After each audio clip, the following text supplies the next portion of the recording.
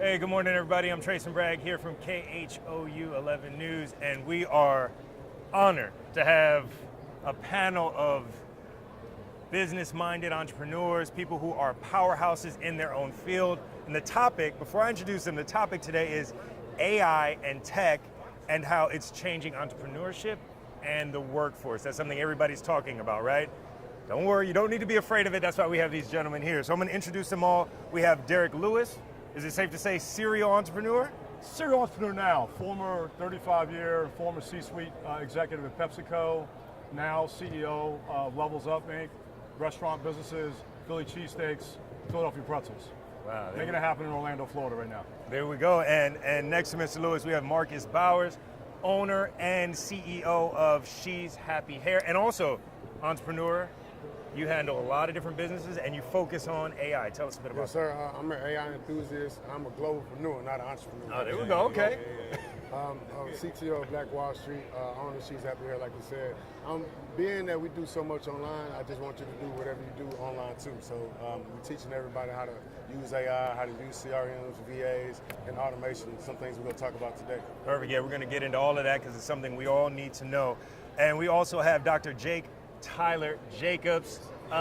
Sir, I need you to tell me a bit about what you do. Tell me a bit about BizCo Capital. Yes, sir. So I'm a corporate fixer by trade. So we have a lot of small, mid-sized, and even hospitals that call our firm to turn them around to make them more efficient. A lot of organizations operate inefficiently with a bunch of staff or executives even that don't know how to actually optimize an organization. They call my firm to kind of turn them around. So my doctor's in business administration, so I like to say I'm a business surgeon. I go in there and I fix sick businesses. Yes, sir. I like what you did. Yeah. You see what he did there, doctor, business surgeon. I like that. I love that. All right, so look, the first question, I think it's something a lot of us have already talked about, right? I think it's something we hear from a lot of the people we talk to in business, AI, right? Let's get right to it. A lot of people are concerned and worried that AI is going to take over, that AI is going to be something that is a hindrance or opposition to us as entrepreneurs. Is that the case?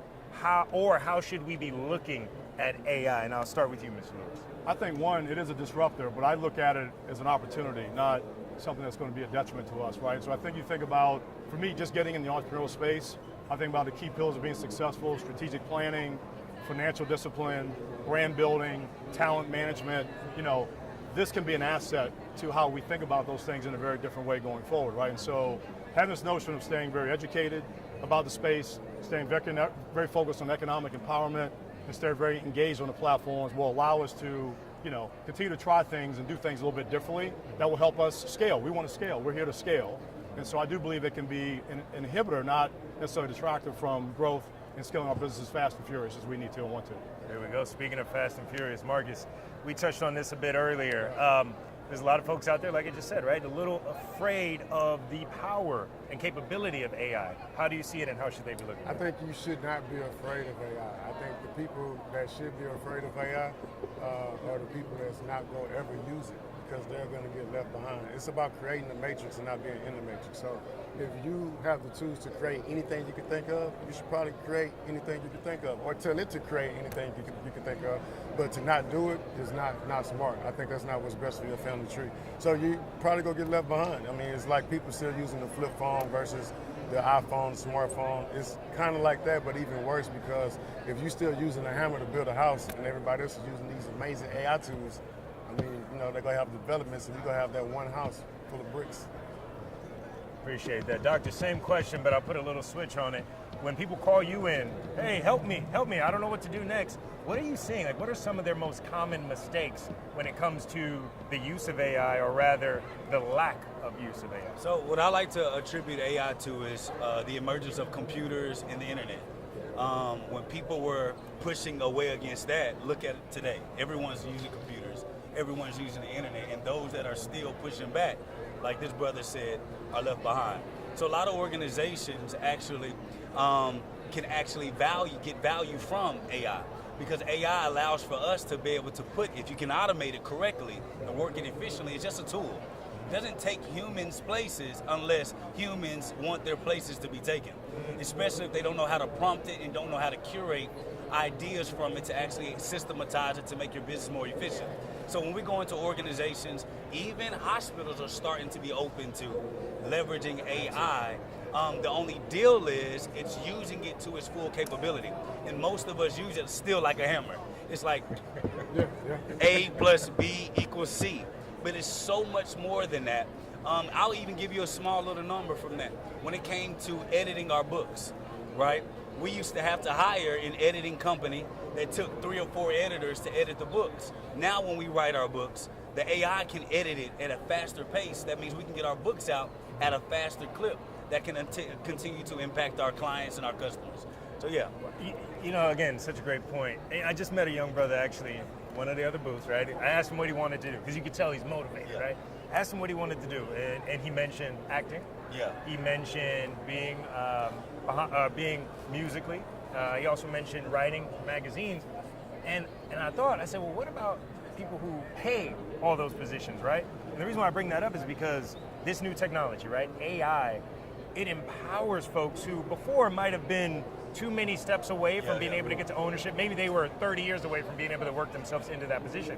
But I'll ask you, Marcus, has AI allowed them a quicker pathway to ownership? Yeah, it's going to level the playing field.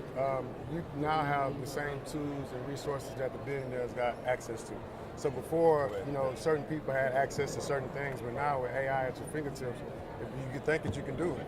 What used to take 100 years as far as businesses and brands to create, now takes 6 months, 5 years, 1 year. We started She's Happy here in 2012. And so from 2012 to now, we made over $100 million since 2012, using AI, using automation, doing everything online too. And so everything that I've been doing since 2012, anybody could have been doing prior to 2020. It's just that when 2020 came, automation was the new thing, and then AI came after that. So some people missed the automation wave, and then now some people missed the AI wave, and they really getting left behind, man. We're trying to help. Come on, come join us. Join us, Black Wall Street, man. Let's go. I mean, look, these brothers are putting it down so perfectly. They're making it easy for every one of us to understand, right? I know nothing about AI, right? I'm the audience that we're talking to, right? I'm learning so much right now, so please, let's pay attention and let's not be afraid of what these gentlemen are saying, because it's brilliant. I'm gonna ask you, Derek, you've been in the game for a while, right? You've seen business in a lot of these different folds that we've been mentioning, right? We've seen business change. You've seen it change. Talking about scaling, how has that changed over the years? And again, speak a bit more to just the time saving and the efficiency that AI provides. Well, there's 2 things of that. One, scaling is all about building, optimizing, and amplifying, right? And those stages, right? So you're able to do that, lay a foundation, streamline processes, and then really create maximum awareness and reach. You're going to have a successful business. And those strategic pillars I talked about earlier, a lot of businesses that start up end up missing out on some of those. So the points that these guys made, AI will be an enabler in helping you catch up in areas that you have had gaps in. And usually the idea is not what the problem is, it's the execution of that idea, going through the pillars that I talked about. So AI will be an enabler for people now to catch up and close gaps they weren't able to do otherwise.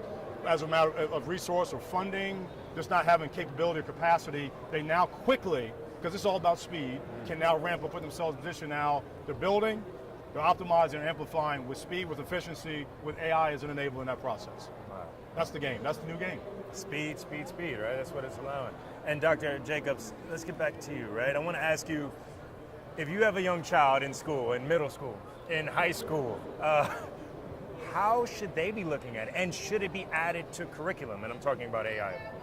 Yes, actually, I believe Trump made it an executive order to make it a part of school curriculum. But my children use it. From my 3-year-old to my 9-year-old, they've been using technologies. As we started to build our own technology for customer acquisition system or even our bookkeeping and accounting software, AI is absolutely inundated inside of all the technology. And my children don't have a choice because it makes the job easier. See, wealth is gained, especially for small businesses, is gained on cheap or free labor. It's always been that way. Hey, how can I get labor at a cheaper clip and get it to produce more in revenue for that same clip? And so when I'm leveraging technology or I'm using technology, i.e. AI, even when it comes to customer support and service, one of the biggest issues that a lot of small businesses have is customer support. Getting back to your customer at a faster pace than someone else does. And with AI, it allows for you to actually cut that gap. Now, you're still going to have some type of human resource. There needs to be a human element to it. But what bridges that gap, which is usually that communications gap, that's where AI can actually pick up and make the consumer feel as though I hear you, I feel you, I see you, and I can respond to you at the pace that they want us to respond to. Wow. Love it. In order to respond to, talk to all these people that's not in front of you, especially online, you got to know what a CRM is. That's right. I feel like with AI, you can create anything, but with a CRM, you can sell anything. So the automation will allow you to have those conversations automatically. So if you want to make money automatically in your sleep, you got to automate your life. One of my favorite things to say, if you don't automate your life, somebody will. If you don't create the matrix, somebody will create the matrix around you. Wow. So every time you receive an email or a text or somebody's telling you to do something, you're in the matrix. You can create your own matrix and get the results that they're getting from creating the matrix that they got you in. And so it's like the Black Friday said, when Black Friday roll around, if every year for Black Friday, you're excited to spend some money, you in the matrix. See, take us through, some people might have heard that and said CRM, they might have no idea what it is. Yeah, so CRM is a customer relationship management tool. If you look on ChatGPT and you ask ChatGPT the top 5 most important websites or software or apps that you need in today's digital landscape as an entrepreneur, it'll probably be top 2 or 3. And so a lot of people didn't know what a CRM was prior to COVID, so they went out of business. A lot of people on earth, they go get the bag. We don't go get the bag. We want to make, create, and generate money online and anything else online. Some people wake up, they drive to go get the bag, and that's just not what a CRM is going to allow you to do. It's going to allow you to talk to one-to-many instead of one-to-one. So I was in a conversation the other day, and a young lady said that it's impossible to make $1 million in 6 months. And I was like, no, it's not. It's very possible. But some people that don't know these tools exist don't know that these things are possible. So we got to make sure that these tools exist, man. You can actually, automation, you can go to my DM on Marcus Bowers TV on my Instagram and DM the word data. And we got masterclasses that we've been doing since the last Saturday of every month since COVID, since 2020. Teaching people how to use CRMs, AI tools, automation, and all these things to go change your family tree. And even when it comes to that CRM, what it does for those that want even more information, it allows for you to build a relationship with the customer, especially while you're asleep. Most of our businesses stop when we stop. That CRM allows for you to nurture that relationship. So even with our customer acquisition software back end, when they go into the store and actually want to purchase a service or schedule a booking appointment and say they don't finish, there's so many of people that actually go, that's right, when it goes to that cart and they don't finish, it communicates with that consumer. Hey, I see that you didn't finish your checkout. Hey, I see that you didn't finish your checkout. Hey, I know you didn't finish your checkout, but just because we thought of you, 10% off. Free shipping. Right. Free shipping. You got it. Please Buy don't one, get go. one. Yeah. BOGO. That's right. And so what it does is it allows for that relationship to actually be curated, created, and then duplicated over and over again without us having to manually call and build it up. Because if anybody knows building a business, even a decade ago, before these tools became ever so cheap and affordable, used to have a consumer base. A call center where somebody would have to call. You're talking about $7 to $12 an hour. Not overhead. That you had to pay just for people to dial 50 dials a day. So if you had more than 50 clients coming to your site, think about how many people that you actually needed to actually dial for 3 shifts in order to make sure that the people that were communicating with you understood that, hey, I saw you hit my site. You didn't purchase anything. Come back, please, 50% off. Talk about the Welcome Series. Yeah. What you said? The Welcome Series. Because a lot of people have a website, right? Yes. And people go to your site. It's like visiting your store. They walk into your store. Yes. And when you walk into any store, people greet you. Yeah. Hey, thank you for coming to She's Yeah, Happy yeah, Here.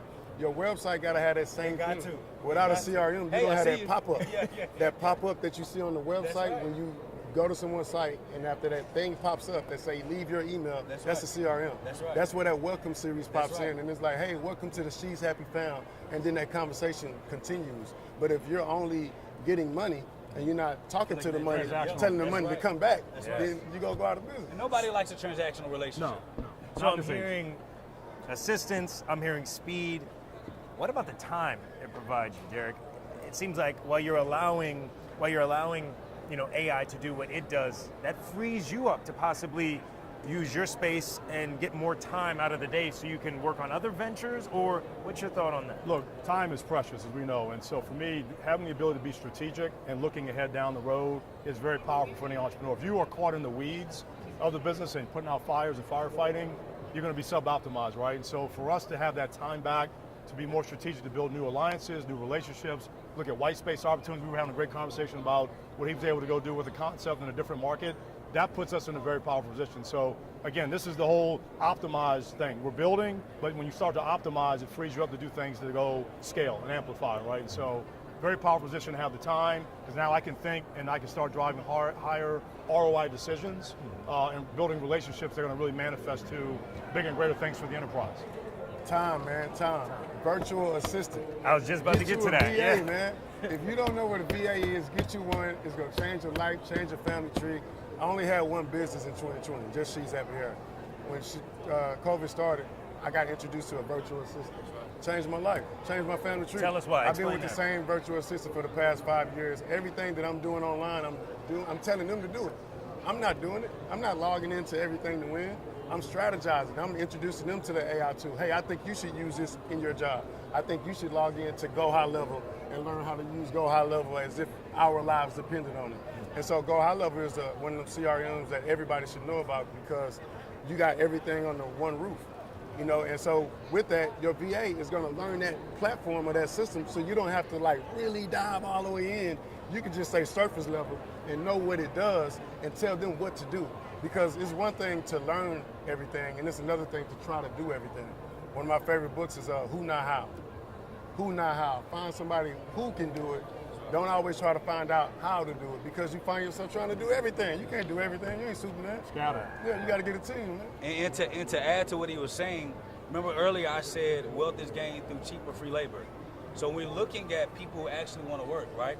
We live in a country where entrepreneurship is one of the things that we know that we build off of. Now, we don't call them just VAs alone. We don't call them just VAs alone. We call them offshore staff. Yes. Because they Same can do thing. so much more. You have executives, you have people that are running companies in other countries that are at a lot more affordable clip than just hiring somebody here. So in order for especially minority businesses or even small businesses to grow, you have to have staff, you have to have support.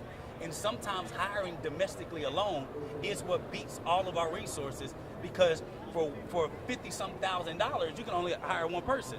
But if you go offshore, you can hire 6, 7, 10. And so what we do, even for, now you can't do it in a hospital world, because when we turn around hospitals, our people have to be physically there. So we have to have a lot of domestic help. But on our actual optimizing small and mid-sized businesses that don't require domestic help, we're offshore. We have over 100 offshore staff that work for us, from executives all the way down to entry-level positions.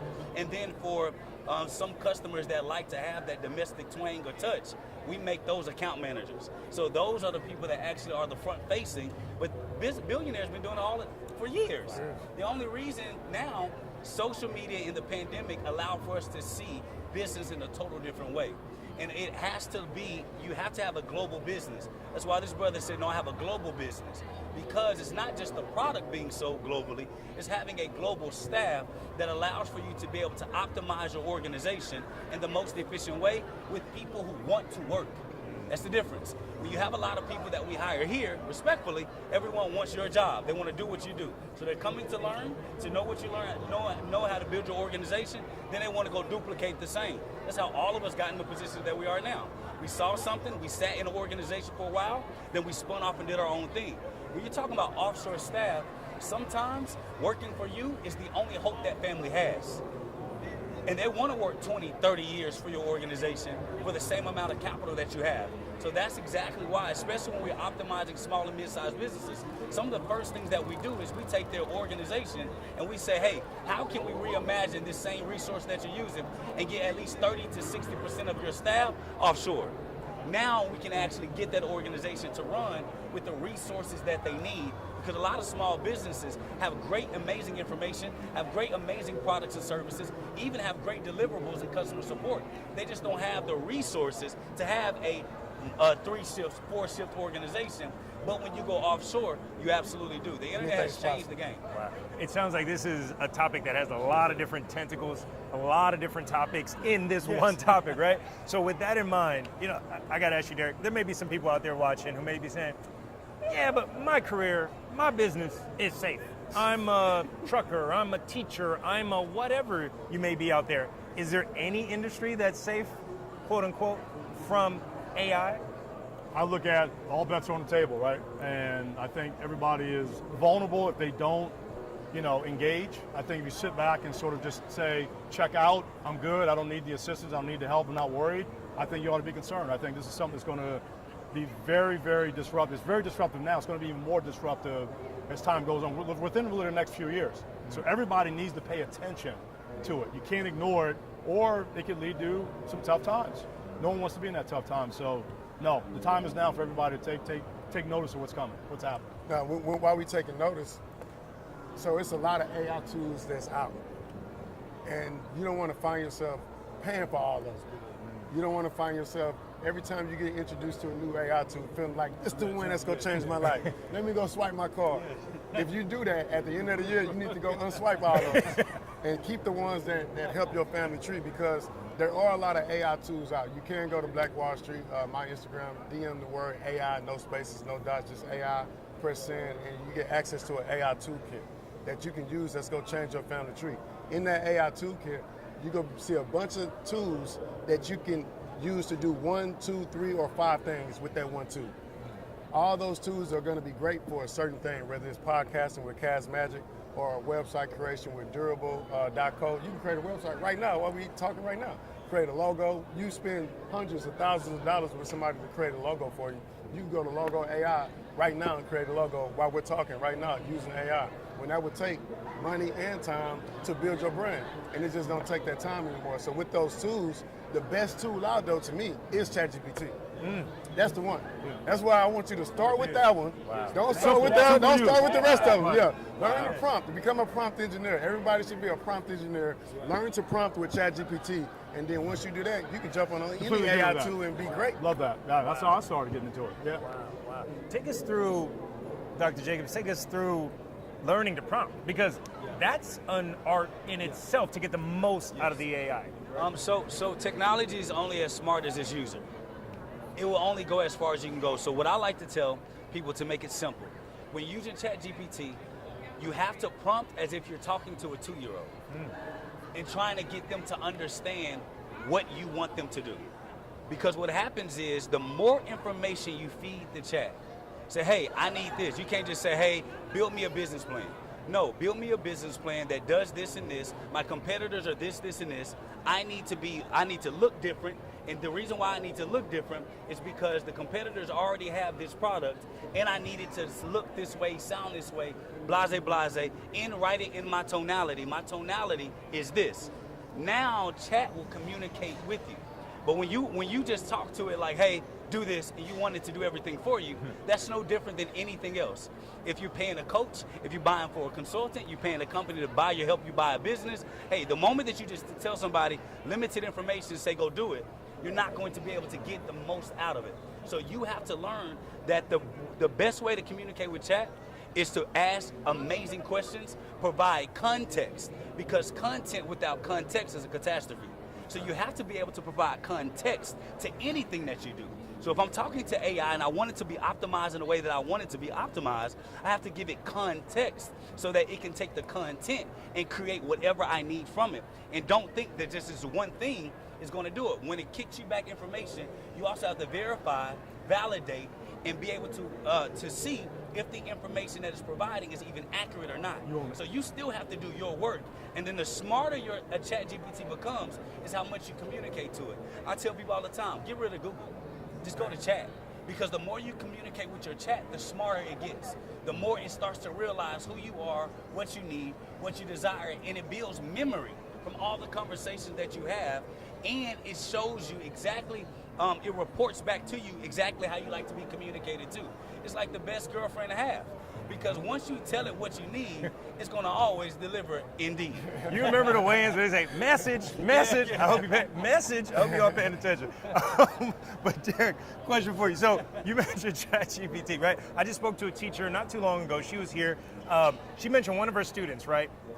Jumped into ChatGPT, provided an answer. She just threw something in there, and how did the teacher know? Because it was a run-on sentence. That's right. It didn't necessarily make sense. right. It was some good thoughts, but it didn't flow correctly. She asked the student, she said, look, read this. Student didn't want to read it. She said, read it. She read it, and she said, oh, I see what I did wrong. And that teacher who I just spoke to about 20 minutes ago mentioned the same thing you just mentioned. It's about how you use it. What questions are you asking? Are you really digging into how to properly use the AI? Can you touch on that a bit? Because there may be some folks who do what we just said. They might just throw in something, hey, AI, tell me about KHOU 11 News. No, but if you really want to learn, you really want to use it, what are the best ways to really get the Well, most? I mean, I look at it, low input, low output, right? So you have to focus on the quality of what you're putting in. And it's an experimental thing. I mean, I've learned at times that I didn't ramp up and level up enough at what I was looking for and asking for. And to some extent, I was getting frustrated with, no, that's not what I'm looking for. But you take that next step and you go a little bit deeper, provide more quality input in terms of your questions and where you're headed, you're going to get a massive return on that. Massive. I mean, really massive in a really quick time frame. And so at the end of the day, you own the data, you own what comes out. Don't look at it as somebody's letting you down. You know, it's you. And so the ability to ask the right questions, to certify, validate the information that's coming back to you, that's on the operator. That's not on the technology. So I'm not saying is you own it, low input, low output, high input, high output. Let me ask you this too, and Derek, thank you for that, is the AI learning about us as we're using it as much as we are learning about it? Oh yeah, for sure. Everything's online is being used against you, whether you want it to be used or not. When you're online doing anything, your digital footprint is being sold, no matter what. So with that in mind, I think it's important, to your point, the prompting, it's about the framework. We all got the same access to all these tools, whether it's the phone, Google, Wi-Fi, social media. What you put in, that framework is going to determine what you put out. That's why some of us got different follower counts on social media, because what we're putting into that platform is determining the results that we're getting. The same thing with the CRM. Your CRM is just a CRM until you put that framework on there, the automations, the flows, the triggers, the conditions.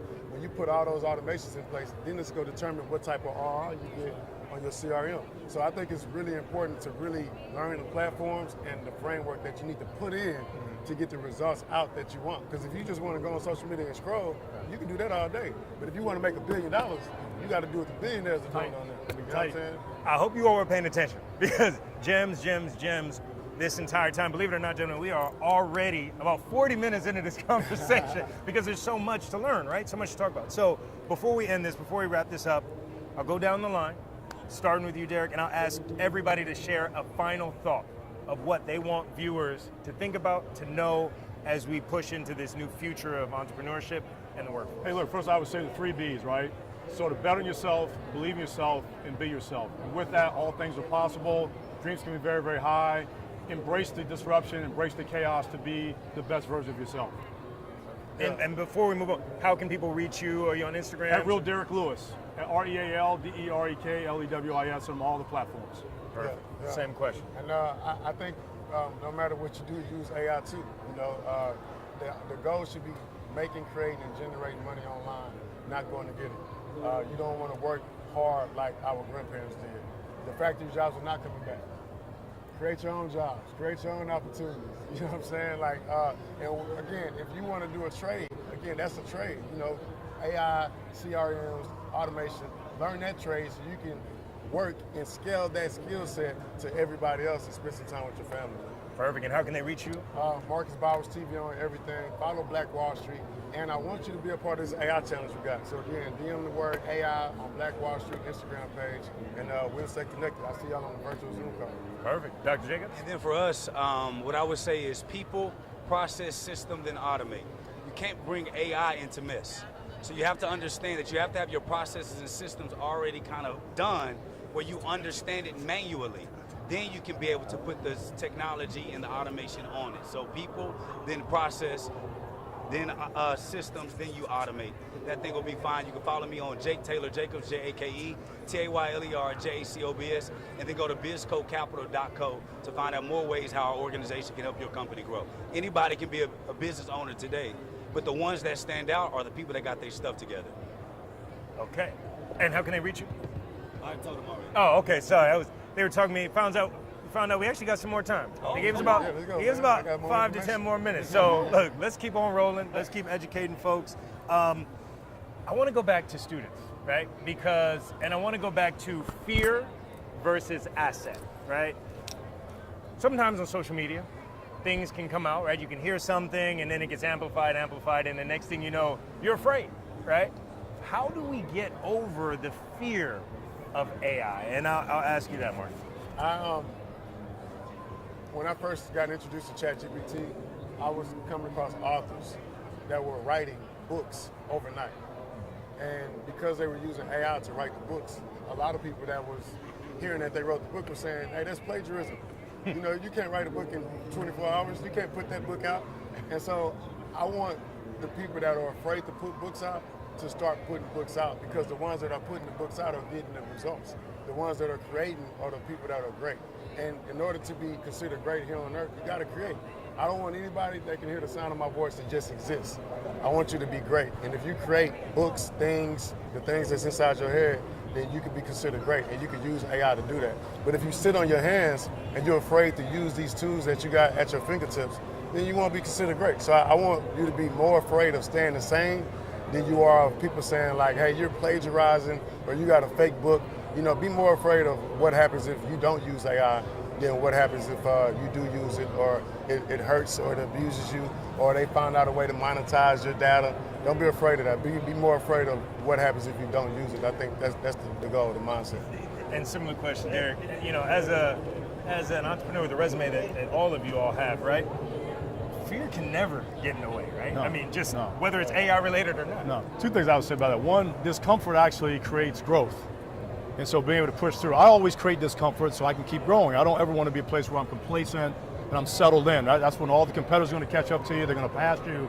So you have to use moments where you actually may think about being uncomfortable doing something to doing it. And it will create some new muscles and a whole new way of looking at expansion. I think also, I don't ever look at the word, fear is not a word actually in my vocabulary. I look at opportunity. And so I look at a lens of something not working, I look at it, how it's going to work, how I need to make sure it's going to work, right? And so the power of positivity, the high energy associated with things that you do, you know, granted, you're not going to be successful in everything you'll do. You learn from things that may not reach the goals that you have, but your approach at going in, looking at something as it may not work, don't do it. Don't do it. Everything I look at, I can do it, I will do it, I'm going to do it. And that's the lens I think the younger people need to take on everything they do, because the world is going to be a lot more chaotic and complex. And so if you're operating with a mindset, you're conservative and you're fearful things aren't going to work out, likely things probably aren't going to work out. Play with the AI, not social media. Yeah, That's what There the we kids go. have to do. Focus, Play with the AI. Play turn with that ChatGPT. focus. And Dr. Jacobs, I'm going to go back to you on that same topic too, because you mentioned your children are already, they don't have a choice. They're already working and learning AI, but there may be some folks out there who may have young children or even middle school age children or high school age children. They may be thinking, how can I incorporate AI into their world, you know? How can they do that without overwhelming their kids and getting their kids to maybe run away from it? What I would say is just one small thing at a time. When I started with my daughter using ChatGPT, only thing I told her, like, there was a problem that we had in the house, and it was create an efficient way and a schedule for everyone to know when and where to do dishes. So she just went into her phone and created a schedule. Those are the things that are just very simple. One, I make my daughter, even my son, 3 years old, pay rent. They get a job to do, they each get some money. My son pays $1 a month, my daughter's 9, she pays $3 a month. I keep their money at the end of the year, and then I give it back to them. Whatever money that was paid in bills or savings, I double it. So these are just small things that you do, because you teach your children in increments. The same thing when you're onboarding an employee. You don't just throw it on them because it overwhelms them, they don't want to participate. But you reward them in small little increments, and then you teach them and guide them the entire way. It won't be fixed overnight. There will be children, sometimes they'll be like, do I have to use it? But over time, they'll realize the value of it and how much far and above they are from their peers, and they'll start coming to you solving problems. So not only did we do that, with my daughter, when I have problems in our organization, I say, hey baby, daddy has this problem in the organization. Can you go to chat and figure out how we can solve this problem? And she'll say, hey, when I get back from out of town, you and I will have a business meeting. I want you to explain to me what chat is. And so here's another thing I want people to understand. Chat cannot replace authenticity. So you can create whatever you want. But if I put you on that, when I put you on that stage and that fire is hot and you have to produce without any of these tools, everything that you created is going to come into play if you can't actually enact what that chat does. So yes, chat can make you money, but you have to understand that you should be using chat also to learn to yourself so that you understand what you're putting out and the information you're putting out. So not only does my daughter use ChatGPT, then I make her learn everything that it created, and she has to explain to me why I should implement it in my organization. So she's using it as a research tool. No different than our organization. We had a department just full of researchers. It was costing us $60,000 a month just have a department full of researchers. Now with ChatGPT, all I need is 2 prompters offshore. They can do exactly what 20 researchers used to do, but you still have to bring context. Remember, content without context is a catastrophe. Whether it's financial, whether it's relational, whether it's spiritual. I have to get the context. So ChatGPT and other AI tools can bring you the content, but if you don't have the context, the information that relates to you could actually catapult your organization in a direction that you never planned for it to. So when I'm talking to my daughter, I'm asking her to help me. And a lot of people that are building businesses, we don't bring our children and involve them in our organization, which is why they end up despising the very thing we created to set them free. And you have to bring them in and let them understand why it's important, and then let them help you solve problems using ChatGPT. It grows them up at a faster clip so they can be able to provide you value the way that you need. So my daughter loves when I go on trips and go look at organizations because she knows that daddy's gonna need her to help me solve a problem. And so by the time she is 15, she's gonna actually be in a way better shape than a lot of adults are. Love that, love that. Last question here. No, let's talk about that rent structure. You have any other homes you own? I like that rent structure you have for your kids, man. You got any homes that you own I can rent for that kind of structure or what? I love those rates, man. No, brother. And you give me money back? I mean, it's like, hot of her. You know, she got mad at me one time. She was like, here, Dad, here's 6 months. Here's $48. Prepaid Baby, it's actually $36. I'm thinking about that. I love stealing that idea. I love Exactly. that. But it helps them realize that, hey, everything has a cost. And of course, it's within good measure. The whole objective is not to break their spirit, but it's to show them that when you break something, you pay. When you stay here, you pay. We contribute together. Our job is to create young children that become adults that can provide value to society, not to baby them. My job is not to give my daughter what I didn't have in things. My job is to give my daughter what I didn't have in mentorship and guidance. And my job is to ensure that they're not just feeling independent, but they're able to provide for themselves, but at the same time knowing that as humans, we have to be dependent on one another. And in order to do that, we have to understand that, one, I need to know my responsibility in this house, in this ecosystem I participate in. But two, I need to know that when I'm providing value, value gets brought back at the end of the year. All right, well, perfect. I want to thank you all for being a part of this. So many gems were shared here. I hope you all were paying attention. We're now going to wrap up, again, the topic, AI and tech and how it's changing entrepreneurship and work. And I hope you all are paying attention because there was a lot of information that was shared here. Thanks so much for being a part of this stream. Thank you all for being a part of this stream. Until next time.